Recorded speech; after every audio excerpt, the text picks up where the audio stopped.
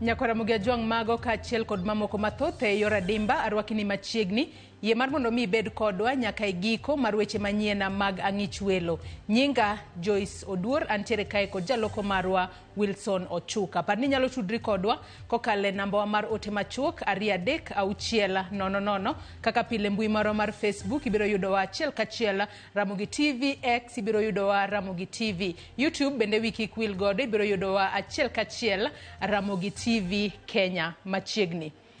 Jopuonj duto mag JSS kod lakteche mosebedo katiyo kaka interns koro idhi ndiki e yo mongirore e hik omenda ni. Kanoloso e kar jot mare odiochieng' makawuono, Jatend piny William Ruto olero ni kata obedo ni sirkal dhi ng'ado budget mar hik omenda ni, nitiere sectors ma ok dhi mul kamoting'o ndiko jopuonj mag JSS, lakteche kaachiel kod bero sekta mar pur. Sharon Ong'ao nigi mathoth. Tok wito oko paro mar chik mar omenda ma higani.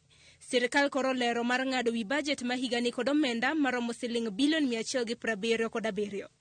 En okang' madhi chuno moko kuom migepe mondo dwok piny omenda ma gidhi tiyo godo e hik omenda ni.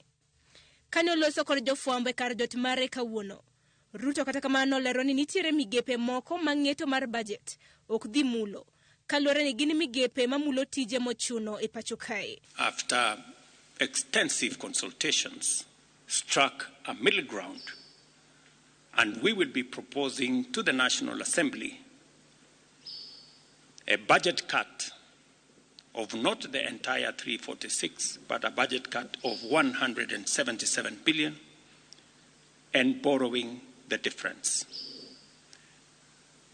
Whatever we are going to borrow, the difference will increase our fiscal deficit from what I intended to be 3.3% of our GDP. It will now go up to 4.6% of GDP, still lower than last year.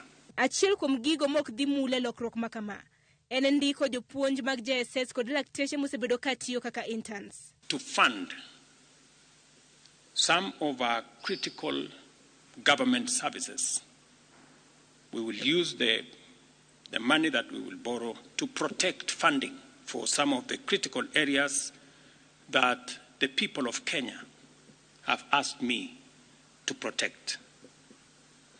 They include hiring of junior secondary school teachers and medical interns. Motelo nema, riwruok mar jopuonj mag Kupet nokwedo wach mar rem ndiko jopuonj kaachiel kod lakteche kagilero ni gin joma konyo jo Kenya e tijegi kendo giserito ndiko e yo mongirore kuom thuolo malach. The intern teachers and teachers in general have expectation that the government is going to meet it part of bargain, that they are going to employ these people on permanent and pensionable terms. Migawo mar pur bende ok dhi hinyore ahinya e ng'eto machalo kamano. Tok jatend piny lero ni chenro mar mbolea manengo no yweyo biro dhi nyime kaka nochan.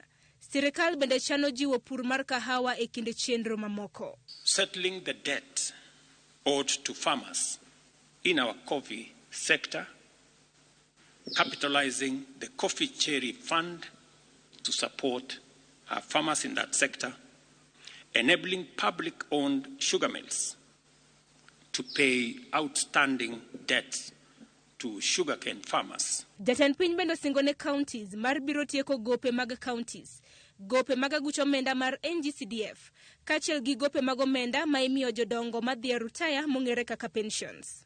Additional funding for higher education, new funding model that was in our plan will now receive additional funding. Settling arrears owed to counties, settling arrears for NGCDF, and settling arrears for our pensions. Migepe mamoko koro biro rito mar neno omenda ma idhi ng'ad e wi budget manoketnegi e hik omenda mar higa mar 2024-2025. Sharon Ong'ao, Ramogi TV. Jatend piny William Ruto owuoyo oko bad migepe 47 mosebedo ka yudo lal kendo timo tije machalre kod bad migepe mamoko kaka yo mar duoko piny